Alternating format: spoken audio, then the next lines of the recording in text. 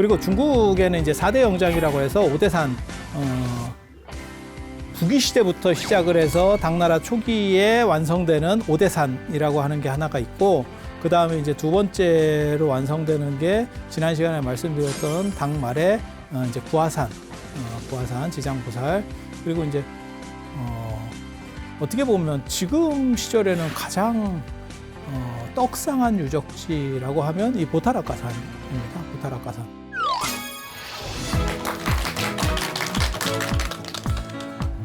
자, 전 우주를 통틀어서 가장 재미있고 진기하고 신기한 이야기들이 가득한 붓다로드에 오신 것을 환영합니다. 오늘 이제 말씀드릴 거는 당나라 후반, 그러니까는 당나라 불교의 황금기는 이제 넘어가는 거고요. 그 다음에 이제 유교가 살살살 이제 스물스물 치고 올라오는 그리고 그러한 이 과정 속에서 사실 불교들이 또 역할을 해요.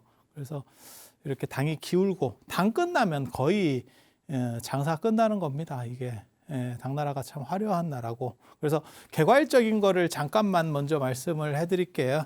당이 이제 골로 가는 사건, 당이 이제 확 기울게 되는 사건이 계속 말씀드린 안사의 난입니다. 안사의 난, 알록산과 사사명, 당현종 때 양귀비 사건, 뭐 다 들어보셨지만 그때 이제 양귀비의 육촌 오빠인가 뭐 이래가지고 좀 양아치 출신입니다. 양아치 출신인 양국충하고 알록산이라고 하는 야심가가 서로 충돌하는 거죠. 그러니까 서로 이제 황제 권력을 차지하는 입장 때문에 이제 충돌하게 되고, 그게 결국 이제 한쪽 진 쪽이 이제 반란을 일으키는 거죠. 밀리겠다 싶으니까. 그리고 알록산이 이기기가 좀 힘든 상황이었었어요. 그것도 이제 뭐 맞는 거고. 그렇게 이제 이유가 그렇게 되는 거는 아무래도 황제 옆에 있는 사람이 이깁니다. 가까이서 계속 보면서 말하는 사람하고 멀리 외지에서 있다가 이렇게 가끔씩 들어오는 사람하고는 그게 다르죠. 그러니까 그게 비서실 파워지. 정확하게 말하면 비서실 파워. 그래서 옆에 측근들이니까. 그래서 결국은 외부에서 이제 밀리면 죽는 거거든요. 나중에는. 그러니까 이제 반란, 뭐 죽을 바에야 한번 뒤집어 볼까? 이렇게 해서 이제 같이 반란을 일으키는 거고, 그리고 나중에 이제 알록산은 자기 아들 안경서한테 죽게 되고, 죽는 이유는 이 양반들이 판단을 잘 못해요. 그래서 역사적으로 늘상 있었던 그러한 오류가 계속 반복돼요. 조선으로 말하면 태조 이성계가 방석을 자기 후계자로 하려고 했다가 이방원한테 이제 뒤집기를 당하게 되는 거고, 그런 식의 사건입니다. 다 똑같아요. 다 똑같아. 역사적으로. 그래서 후계 구도에서 이제 조금 이쁜 자식을 시키려고 하다가 뒤집어지고, 뭐 그렇게 하고, 그 다음에 그 안경서가 다시 사조회한테 죽고, 뭐 이렇게 해서 사사명한테 죽고, 다시 그 사사명은 자기 아들인 사조회한테 죽고, 이러면서 이제 내부 분열로 반란이 끝나고, 이 안사의 난이 던진 충격은 무진장 커요. 그러니까 당나라가 자기네 정규군으로 못 막았습니다. 그게 이제 핵심이에요. 그래서 당나라가 큰데 그걸 못 막으니까 어떻게 되냐면 군벌들에게 네가 막아주면 그 자치권을 줄게. 이걸 이제 번진이라고 하는데, 어떤 거 생각하시면 되냐면 삼국지 처음 시작했을 때 군웅들이 할거하고 걔네들을 통제를 못하죠. 황제가 통제를 못하죠. 그래서 막 자기네들끼리, 그러니까 삼국지하고 똑같다고 생각하시면 돼요. 그러니까 거기에서는 황건적이라고 하는 엄청난 세력 집단이 하나가 그 도교입니다. 도교 밀란이 일어났고, 그걸 진압하는 과정에서 황제가 자기네 군대를 할 수가 없으니까 군웅들이 그걸 막아준 거고, 그걸 막아줬으면 걔네들이 다 해체하고 가느냐? 그렇지 않죠. 권리 주장을 하죠. 권리 주장을 하죠. 그렇게 해서 이제 각 지방에 어떻게 보면 자치권을 줘버리는 거죠. 하나씩 띄워주는 거죠. 띄워주는 거죠. 그렇게 해서 띄워주니까 어떻게 되냐면 황제 권력은 이제 축소가 되고, 그 다음에 지방 제후들 권력이 엄청나게 커지는 거죠. 우리식으로 생각하면 후삼국 뭐 이런 거 생각하시면 될 거예요. 비슷한 시기들이 또 있습니다. 그래서 안사의 난 이후로 당나라는 이제 제대로 된 통제를 할 수가 없는 상황이 벌어진 거예요. 우리도 비슷하지 않았나요? 그러고 보면 동학 농민운동 터졌을 때 그걸 우리가 힘으로 못 막았잖아요. 조선이 못 막았죠. 그래서 청국하고 일본 군대가 들어오면서 나라가 완전히 뭐 아작이 났죠. 그런 거 생각하시면 돼요. 그래서 안사의 난이 끼친 영향은 뭐 엄청나고, 그리고 이때 안사의 난이 모든 쓸 수 있는 그러니까 손잡을 수 있는 거는 다 손을 잡았어요. 일단 이기고 봐야 되니까. 당나라 입장에서는, 황제 입장에서는. 그러다 보니까 현종 같은 경우는 그 당시 황제였던 현종은 물러납니다. 아예. 책임지고 물러나세요 이래가지고 물러나고 그 아들이 이제 왕이 돼서 황제가 돼서 뭐 이렇게 하는데 그때 위구르를 끌어들여요. 신강 위구르 자치구 쪽 그런 사람들. 그래서 걔네들이 전투를 또 잘합니다. 그래서 혁혁한 공을 세우고 사실은 그 공 때문에 굉장히 많이 피곤해졌죠. 그래서 중국 역사에는 뭐 신당서나 이런 데에서는 그런 얘기가 안 나오는데 위구르들이 굉장히 만행을 하고 뭐 이런 얘기들이 좀 있어요. 전투에서는 굉장히 유리했는데 그 끝나고 나서 얘네가 물러나지를 않아요. 잘. 그래서 섬서성 장안하고 낙양 쪽에서 잘 안 물러나고 얘네가 이제 외국 군대이기 때문에 어떻게 보면 용병이잖아요. 그러니까 용병은 또 근성이 다릅니다. 그렇다 보니까 이제 문제들을 일으키고 숙종 때 사실 안사이나는 끝나는데 이 대종 때 현종 아들이 숙종이고 이 대종 때 무슨 일이 벌어지냐면 위구르가 장안을 장악해서 그건 위구르 쪽 역사에만 나오는 얘기예요. 대종 황제 눈가를 뽑았다. 황제 눈알이 날아갔다. 뭐 이런 게 있고 그 다음에 이제 중국 역사서에는 황제가 그냥 뭐 눈이 뽑혔다 이런 얘기는 안 나오고 이제 눈을 더 이상 잘 볼 수 없는 상황이 됐다. 뭐 이런 식 기록들이 나와요. 그래서 나라가 개판입니다. 개판으로 이제 굴러가고 있었다. 이렇게 생각하시면 돼요. 그리고 이제 한 회창범란이라는 게 또 일어나고 이건 이제 불교를 탄압하는 거예요. 다음 시간쯤에 아마 이 얘기를 해드릴 거예요. 그리고 또 하나의 이제 난이 황소의 난. 이거 이제 뭐 경기 끝날 때 이걸로 해서 이제 당나라는 끝나는 겁니다. 당나라는 그러니까 1차 충격이 있고 이거를 어떻게 해서든지 암해야 되는데 한 100년 정도의 시차가 있거든요. 그러면 사실 어떻게 해서든지 돌려서 추스리면 되는데 추스리기가 사실 어려워요. 그 군벌들이 쉽게 말해서 다 지역을 가지고 한 40개 정도까지가 되거든요. 많을 때는. 그렇게 해서 춘추전국시대 같이 되는 거죠. 황제권은 작고 이놈들이 전부 다 지방에서의 힘으로다가 자기네들의 권력 기반을 다 가지고 있는 거예요. 일종의 제후 비슷하게 돼버리는 거죠. 그리고 통제가 되느냐? 아니, 통제가 안 돼요. 통제가 안 돼. 그러니까 연명하고 있는 거고 이 다음에는 무슨 일이 벌어질 건지 대충 압니다. 이렇게 되면 그 다음에 무슨 일이 벌어지느냐? 삼국지처럼 되는 거지. 군웅이 이렇게 활거했다가 지들끼리 싸우지. 이제 황제는 안 보이고 지들끼리 싸우지. 그렇게 해서 내가 대장할 거야 라고 나오면 그게 5대 십국입니다. 5대 십국. 5대라고 하는 거는 양당 진한주 이 5개의 큰 줄기의 나라가 있고 그 다음에 지방에 조금씩 작은 걸로는 10개의 나라가 또 있어요. 그래서 5대 시대라고 하는데 이게 당송교체기라고 하는 겁니다. 당송교체기. 그러니까 우리식으로 말하면 후삼국 시대 정도 생각하시면 돼요. 그래서 고려하고 신라의 교체기 때 이제 분열되는 거죠. 그러다가 나중에 이제 결국은 송나라가 먹게 되는. 그리고 그런 역사를 보면 진짜 참 정의는 있는가 이 생각이 참 많이 들어요. 그러니까 많이 포장이 돼 있기는 한데 결국 다 뒤통수 치는 놈이 이겨. 그러니까 정의로운 놈은 언제나 죽고 뒤통수 치고 얍삽한 놈이 이겨요. 그리고 처음 나간 사람이 이기는 경우들이 별로 없고 딱 왕건 같은 스타일들이 대부분 이깁니다. 뭐 어떤 뜻인지 아시겠어요? 그러니까 궁예가 힘든 건 다 해놓으면 밑에서 이렇게 톡 건드려서 결국은 후루룩 짭짭 하는 거는 또 다른 사람이에요. 그래서 결국 그 승자는 나중에 이제 송태주 조광윤이 되는 거고 그래서 이때 그러니까 안사에 난 이후부터는 계속 기운다라고 생각하면 돼요. 그리고 그런 기우는 상황 속에서 무슨 일이 벌어지냐면 불교는 완전히 무슨 뭐 문제가 생겼는데 아니 그런 건 아니에요. 불교 안에서만 보면 교종이 약화되기 시작하고 이제 교종이 조금씩 힘을 잃어가기 시작하고 선종이 득세를 해요. 지방 군벌들이 강하면 선종이 원래 강력해집니다. 왜 그러냐면 군벌들이 특징이 뭐냐면 가방끈이 좀 짧아요. 가방끈이 짧아요. 그러면 막 교학적으로 머리 이렇게 막 공부하고 막 이런 거 별로 안 좋아합니다. 단순 질박한 거 좋아해요. 뭔 뜻인지 아시겠어요?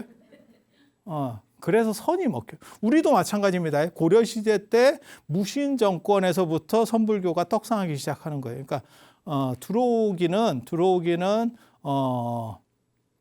신라 말 고려 초에 선이 들어와서 구산 선문이 됐지만 실제로 주류가 되는 거는 무신 정권 시절에 완전히 주류로다가 정착을 한다고 보시면 돼요. 그래서 이렇게 칼 쓰는 분들, 이렇게 힘 쓰는 분들이 이렇게 단도직입적인 거 좋아하고 어떻게 보면 역설적이게도 패부를 찌를 수 있고 이게 어떻게 보면 선의 역설적인 미학 이런 거거든요. 근데 선이 단점이 뭐냐면 논리체계가 약해요. 논리체계가 약해. 그 논리체계 약한 거를 뭐라고 이제 얘기를 하냐면 직관적이다. 이렇게 포장을 할 수도 있고 체험주의자들이 그래요. 원래 이론이 약해. 그러니까 저 같은 경우가 미술도 하고 미술사도 제가 했는데 미술사는 입만 갖고 하는 미술입니다. 그러니까 문학으로 얘기하면 문학 평론가가 미술사예요. 그러니까 시를 직접 짓는 건 아니고 물론 뭐 지을 수도 있는데 짓는 것보다도 그 평가하는 거야. 그러니까 그림을 보고 그것을 평가하는 거야. 그러니까 내용 구조를 정확하게 이해하는 거지.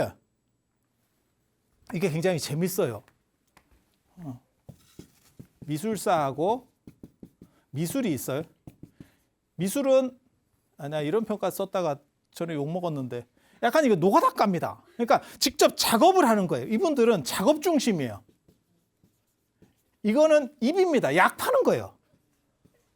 그래서 똑같은 미술을 하는데 여기는 입만 있으면 되고 눈하고 입만 있으면 되고 여기는 손만 있으면 돼요. 완전히 달라요. 완전히 달라요. 그래서 이 작업 중심자들이 내용을 잘 모르는 경우들이 있어요. 그분들은 내용을 깊이 연구하고 작업을 하는 게 아니고 이게 뭐라 할까 예술적 기질이 있는 분들은 이걸 표현하는데 능력이 있는 사람들이거든요. 내용을 다 이해하지 않아요. 그래서 그렇게 하다 보니까 내용을 약간 미진하게 되고 이분들은 입은 되는데 실제로 손에 붓을 쥐어주면 되느냐? 그건 또 아니에요. 그래서 학문이 좀 다릅니다. 이 영역이 달라요. 그러니까 잘 모르시는 분은 그게 그거 아닙니까? 그러면 뭐 생각하시면 되냐면 시 하면 시를 평하는 사람이 있고 평론가가 있고 영화도 마찬가지입니다. 시를 짓는 작가가 있는 거지 영화도 감독이 있고 평론가가 있는 거야. 유튜브나 이런 거 봐봐요. 그러면 영화 평론할 때 아주 악평을 하는 사람들도 있어요. 그런 걸 이렇게 옆에서 보면서 내가 무슨 생각 드냐면 그럼 네가 한번 만들어 보든가. 그 생각도 들어. 그 생각도 들어. 그럼 네가 한번 해보든가. 그래서 이게 완전히 좀 다른데 이게 두 가지가 다른데 이 둘 중에 뭐를 우선하기는 사실 좀 어렵죠. 근데 이런 게 일종의 교학이고 이게 선이에요. 그래서 이쪽은 논리가 상당히 따르고 논리가 떨어지고 이쪽은 말이 너무 번잡해요. 실제로 저거 있잖아요. 사찰에 가면 문화재 이렇게 간판 있잖아요. 이 앞에 이렇게 설명하는 거. 그거를 읽어보면 잘 안 돼요. 안 들어와. 그런데 되게 재밌는 게 어느 순간 내가 그걸 쓰는 위치에 올라간 거예요. 그래서 네가 써봐 라고 했는데 쓰려고 막상 하니까 쉽지 않아. 쉽지 않아. 읽는 사람은 양이 많은 것 같은데 이게 쓸 말이 별로 없어요. 양이 얼마 안 돼. 이 페이지가 얼마 안 돼. 실제로는. 글이 커서 그렇지 실제로 얼마 안 돼. 근데 그 안에서 뭐가 있냐면 쉬운 말로 쓰려면 말이 길어집니다.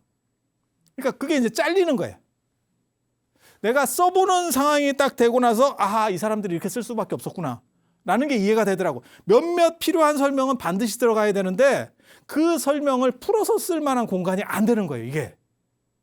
그러니까 전문 용어를 써야 되고 전문 용어를 쓰면 사람들은 못 알아들어. 그러면 몇 마디라도 쉽게 쓰면 어때요? 다 설명할 필요는 없잖아. 그 말은 맞지. 그러면 또 이제 조금 가방끈 긴 사람들이 와가지고 누가 이렇게 기본적인 개설적인 걸 썼냐? 이렇게 또 얘기한다고. 이거 죽겠는데? 그래서 똑같은 거예요. 이게 선이 유행을 하면 교리적으로 이제 교리의 정합성 같은 게 이제 좀 떨어지고 이제 그런 문제들이 벌어지는 거죠. 그 틈새를 비집고 나오는 게 유교입니다. 유교의 부활 이렇게 해서 유교가 이제 살살살 올라오게 되는 거고 유교는 전멸하지 않아요. 되게 재밌는 게 유교가 강력할 때도 불교가 전멸하지 않거든. 기본 영역이 약간 달라서 그래요. 만약에 완전히 겹치고 대체될 수 있는 상황이면 조선에서 불교가 전멸했을 겁니다. 근데 조선이 그렇게 불교를 어떻게 하려고 해도 실제로 없어지지 않았죠. 그 얘기는 뭐냐면 겹치는 영역도 있지만 안 겹치는 영역이 존재한다는 뜻이에요. 100% 대체되면 하나만 남는다니까. 하나만 남는다니까. 그래서 불교가 유교를 없앨 수 없었던 가장 큰 이유는 뭐냐면 기본 정치적인 부분에서 유교가 필요했기 때문에. 그러니까 세 종교가 있어요. 세 종교가 동아시아만 얘기하면 유교가 먼저 있었고, 그 다음에 불교가 나중에 들어오고, 그 다음에 불교 기원 전후쯤에 도교가 만들어지거든요. 불교의 영향을 받아서 도교가 만들어지거든요. 그러니까 불교의 영향을 받았다는 거는 불교의 교단 조직의 영향을 받았다는 거지 내용적인 영향은 적어요. 처음에 만들어질 때. 근데 이거는 우리식으로 말하면 어떻게 보면 약간 무속 비슷한 겁니다. 그래서 하나의 지배 이데올로기를 갖출 수가 없어요. 약간 산만해. 그리고 이 불교는 특징이 뭐냐면 출가주의이기 때문에 현세적인 거로부터 아무리 뭐 입세관이 어떻고 뭐 어떻게 뭐네 어쩌네 저쩌네 해도 정치에 참여하기가 애매한 거예요. 오늘날도 마찬가지예요. 이게 불교가 정치에 참여해서 되냐? 이렇게 말할 수도 있는 거고, 또 정치적인 목소리를 안 내면 민주주의에서는 사실 그 존재가 자꾸 낮아져요. 이게 애매한 상황이 벌어지는 거죠. 그래서 유교라는 부분이 존재할 수밖에 없는, 현실적으로 존재할 수밖에 없는 거고, 그 부분에서 뭐가 또 문제냐면 이 통과의례.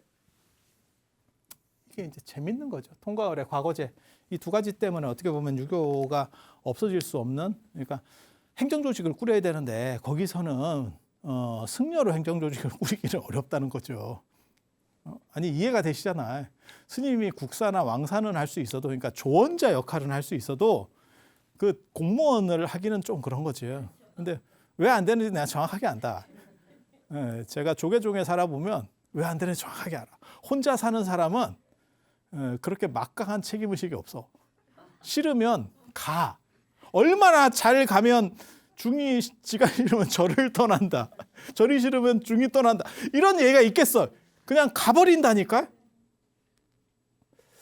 그래서 이렇게 보고 있으면 이게 쉽지는 않겠다. 이런 생각이 들어. 그러니까 가정이 있는 사람하고는 달라요. 그게 아마 현대에서도 기독교와 불교의 차이 중에 하나일 거예요. 그러니까 개신교 같은 경우는 가족이 있고 이러니까 그걸 먹여 살려야 된다라고 하는 강력한 직업의식이 생기는 거고, 스님들 같은 경우는 멋으로 사는 거지. 여러분들도 마찬가지일 거예요. 여러분 자녀분들도 마찬가지일 거예요. 결혼하기 전하고 결혼하고 난 뒤에 삶의 태도가 바뀔 수밖에 없습니다. 직장을 때려치려고 해도 진짜 더러워서 못 때려친다가 있고, 이건 내가 안 하고 그냥 좀 굶겠다도 가능한 거거든. 근데 가족이 있으면 더러워서 못 때려칠 확률이 훨씬 커지죠. 그래서 그런 부분들이 존재하는 거예요.